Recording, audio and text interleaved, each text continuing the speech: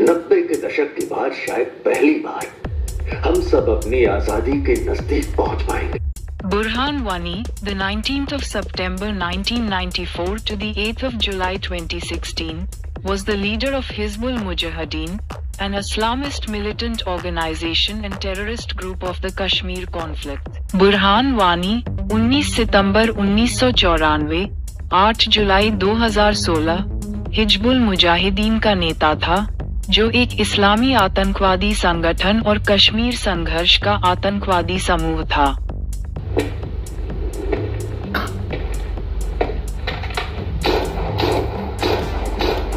Indian security forces killed Burhan Wani in a firefight on July 8, 2016, in the Anantnag district of Jammu in Kashmir.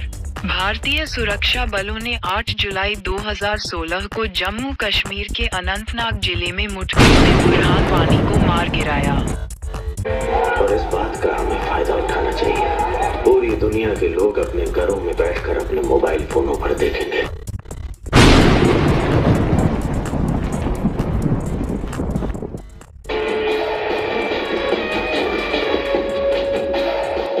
एक नया बुरहान दुनिया के सामने हिंदुस्तान के खिलाफ एक नई जंग का ऐलान करेगा।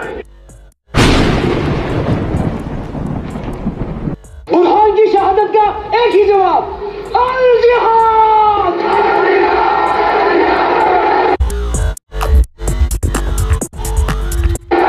हिंदुस्तानी काफिरों को क्या पैगाम? कश्मीर बनेगा।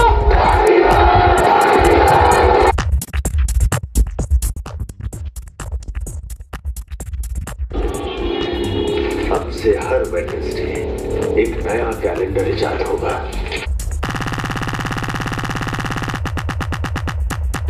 हरदाल कैलेंडर। कौन से एरिया की कौन सी मस्जिदों से कौमी तराना बजवाना है, घर मोहल्ले लॉक करवाने, सब उस कैलेंडर में लिखा जाएगा और एक फरमान की तरह उसका इम्प्लीमेंटेशन होगा।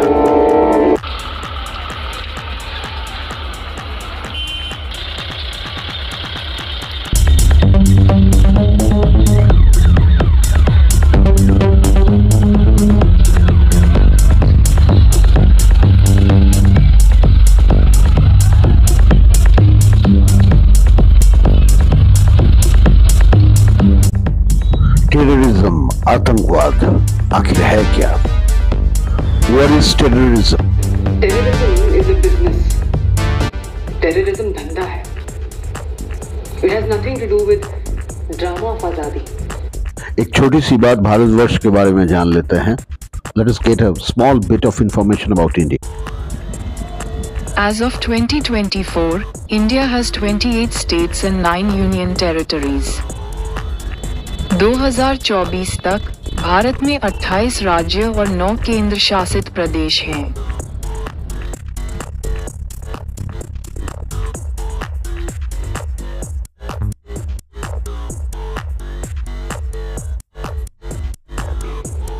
Out of 29 states, कश्मीर को मैक्सिमम फंडिंग मिलती है सेंटर से, ताकि वहां अमन रहे, डेवलपमेंट हो।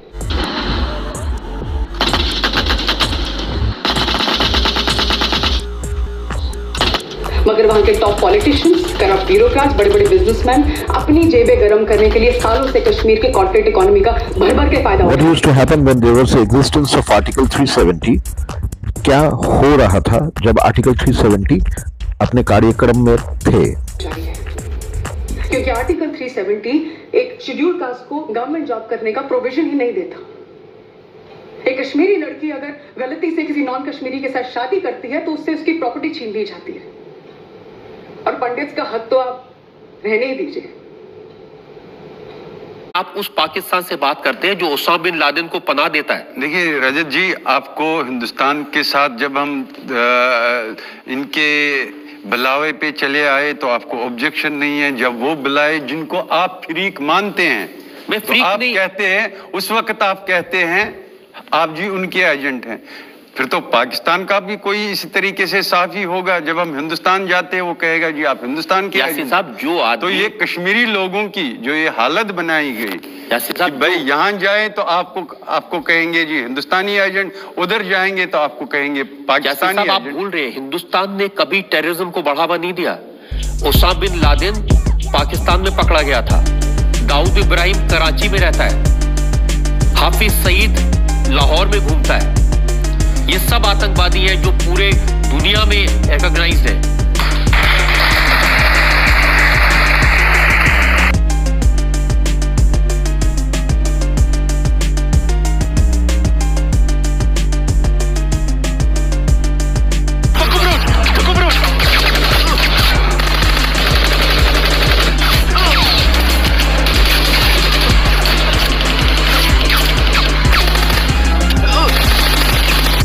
What is Article 370? अनुच्छेद 370 क्या है?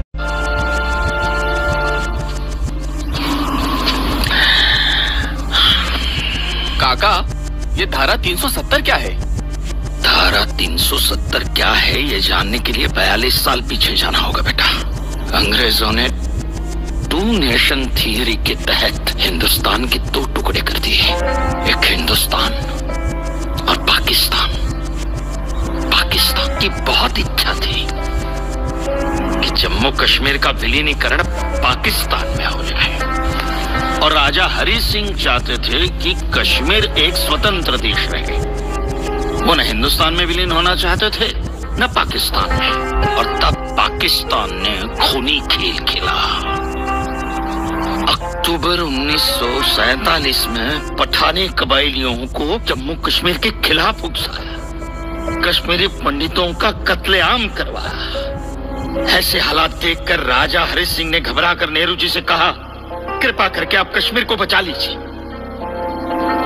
मैं ऐसे हालात में चाहता हूं कि कश्मीर का विलीनीकरण भारत में ही हो जाए, सेना भेजिए। लेकिन जब तक भारतीय सेना कश्मीर पहुंची बहुत देर हो चुकी थी।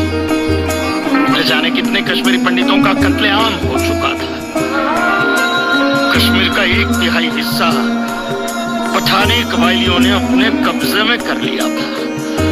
लेकिन अपनी इस नीच हरकत के बाद भी पाकिस्तान बाज नहीं आया।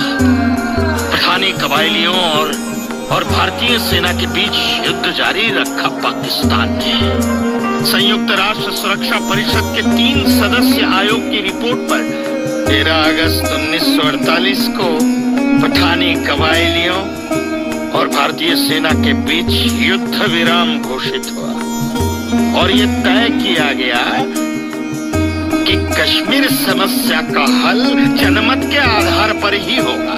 सितंबर 1951 में मताधिकार के बाद एक बार फिर जम्मू कश्मीर के भारत में विलय की पुष्टि की गई। मगर इसी दौरान शेख अब्दुल्ला ने अपने हाथों से धारा 370 का ड्राफ्ट तैयार किया और नेहरू जी को सौंपा।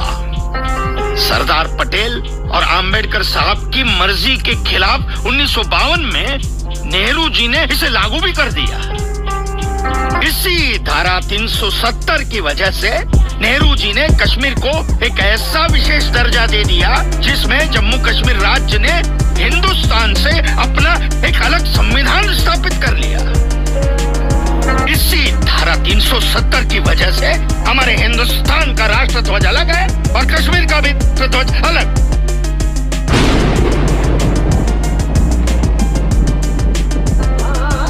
इसी धारा 370 की वजह से कश्मीर की कोई भी महिला यदि भारत के किसी भी अन्य राज्य के नागरिक के साथ शादी करती है तो उस महिला की नागरिकता समाप्त हो जाती है। लेकिन यदि वो महिला अगर किसी पाकिस्तानी नागरिक के साथ शादी करती है तो पाकिस्तानी नागरिक कश्मीर का नागरिक हो जाता है, हिंदुस्तान का नागरिक हो जाता है। इसी धारा 370 की वजह से भारत के किसी भी अन्य राज्य का नागरिक जम्मू कश्मीर में जमीन खरीद नहीं सकता, व्यापार नहीं कर सकता। लेकिन जम्मू कश्मीर का नागरिक भारत के किसी भी अन्य राज्य में जाकर अपना व्यापार कर सकता, जमीन खरीद सकता है, कुछ भी कर सकता है।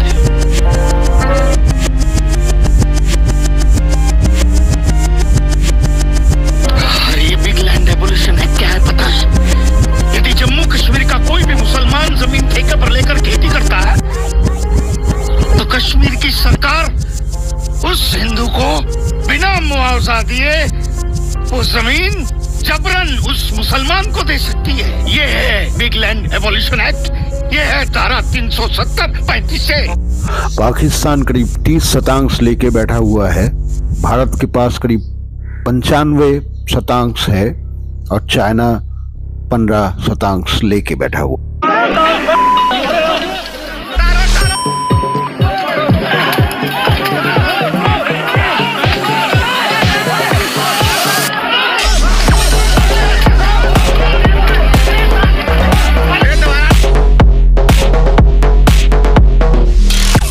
While the armies were patrolling the borders, in the main what was happening at Jammu and Kashmir was miserable.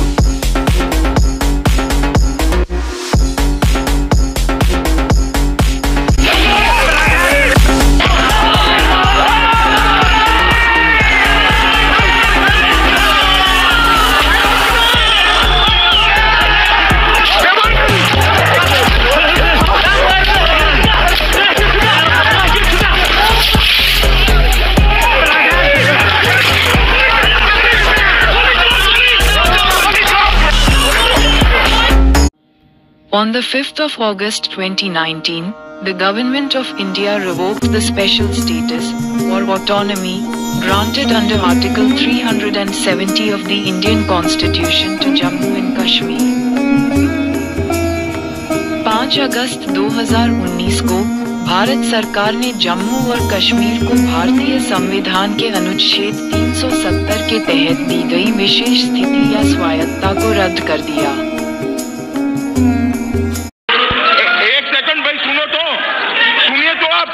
मुझे बोलने नहीं देंगे आप। मैं स्पष्ट करता हूं माननीय मंत्री जी प्लीज, मैं जब जम्मू एंड कश्मीर बोलता हूं माननीय सदस्य इसलिए एग्रेसिव हूं कि जम्मू एंड कश्मीर के पीएको को आप भारत का हिस्सा नहीं मानते हो क्या?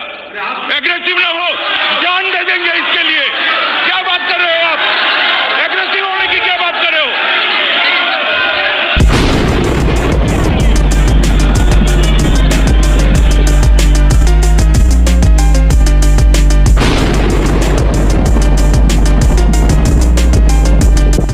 After the revocation of the Article 370 in the year 2019, today as of 2024, let us find out the developments that we have achieved. धारा 370 जो कि 2019 में बहिष्कृत किया गया, उसके बाद आज का दिन जो 2024 है, हम देखते हैं क्या उन्नति हम लोग प्राप्त। शांति सुनिश्चित हुआ, जो कभी ना देखी गई वैसी टूरिज्म का भीड़ हुआ।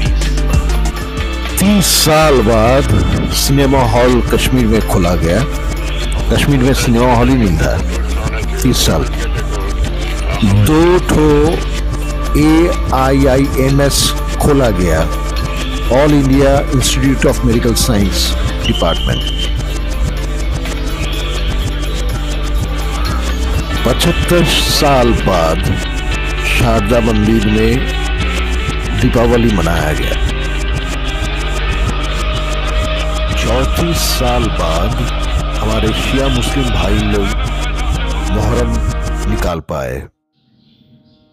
The Ministry of Tourism, Government of India has successfully completed 3rd G20 Tourism Working Group meeting, held from 22nd to the 24th of May 2023 in Srinagar, Jammu and Kashmir, the 26th of May 2023.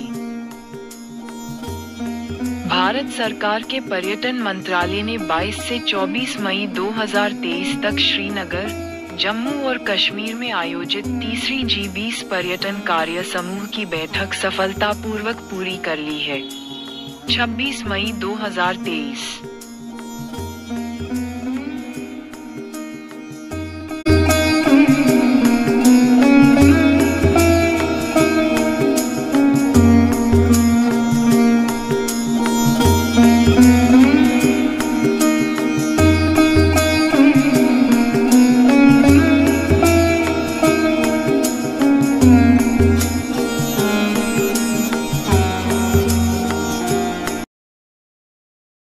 It is for sure that for some, this growth of Kashmir in every sector is not acceptable. ये बात तो तय है कि कश्मीर का अचानक उन्नति ये चंद लोगों को पसंद नहीं।